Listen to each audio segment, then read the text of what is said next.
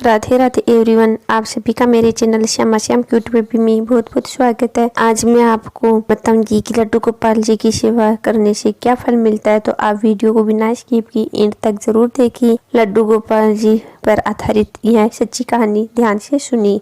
एक बार एक सेठ जी थे, वो भगवान श्री कृष्ण के परम भक्त थे।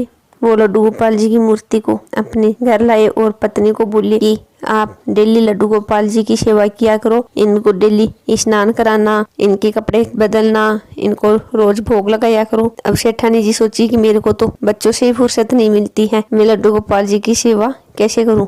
तो सेठानी अपने बंगले के बगीचे में लड्डू गोपाल जी को मिट्टी खोदकर वहां पर दबा दिया और सेठ जी को बोली कि लड्डू गोपाल जी चोरी हो गए। सेठ जी ठाकुर जी की इच्छा मानकर मन में सोच कर रह गई। उस बगीचे में माली अक्सर आया जाया करता था। जहाँ पर लड्डू गोपाल जी को दबाया गया था, वह जगह उस माली को बहुत आकर्षित करती थी। एक दिन माली ने वहाँ पर खोद कर देखा तो वहाँ पर लड्डू गोपाल जी मिले। माली उत्साहित होकर सेठानी जी के पास गया और बताया कि वहाँ पर उसको लड्डू गोपाल जी मिले हैं। तो उसी वक्त सेठानी ने माली को काम से निकाल दिया और कहा जाते वक्त लड्डू गोपाल को अपने साथ ले जाओ। और आस पड़ोस की औरतों को सभी को बताया कि माली चोर है। अब माली अपने घर आया और पत्नी को लड्डू गोपाल जी सौंप कर खूब रोने लगा। पत्नी बोली, ये तो अच्छी बात है कि आप लड्डू गोपाल जी को लेकर आए, आप रो क्यों रहे हो।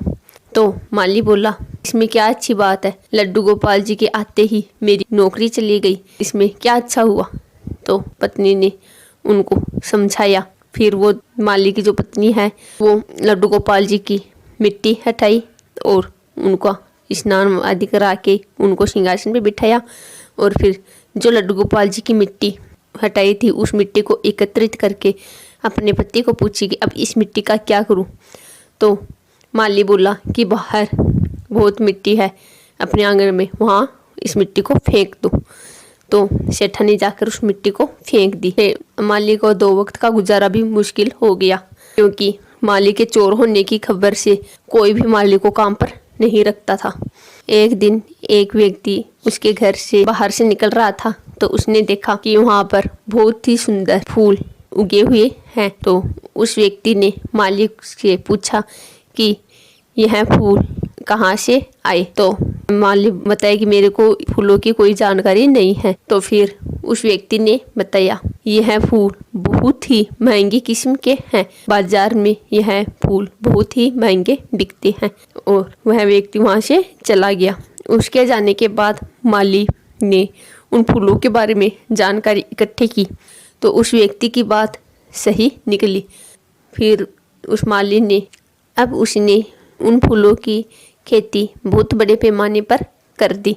अब वो बहुत धनवान बन गया। दोनों पति पत्नी आराम से रहने लगे और उन्होंने निश्चय किया कि हम लड्डू गोपाल की एक बच्चे की भांति डेली सेवा करेंगे। एक दिन उस माली के द्वार पर एक भिखारी आई। माली ने देखा कि यह तो सेठानी है। उन्होंने पूछा कि आप ही कैसे मांग रही हो। तो सेठानी ने कहा, आप कौन, मैंने आपको पहचाना नहीं। तो माली ने बताया कि मैं वही माली हूँ जिस पर आपने चोरी का इल्जाम लगाया, लेकिन आपने मुझ पर मेरे पर चोरी का इल्जाम क्यों लगाया। तो सेठानी बोली कि मेरे पति की तो मृत्यु हो गई और जिन बच्चों की देखभाल के लिए मैंने लड्डू गोपाल जी को बगीचे में दबा दिया था, उन्हीं बच्चों ने आज मुझे घर से बाहर निकाल दिया और मैंने आप पर चोरी का इल्जाम इसलिए लगाया कि आप मेरे पति को लड्डू गोपाल जी के मिलने की बात ना बता दो।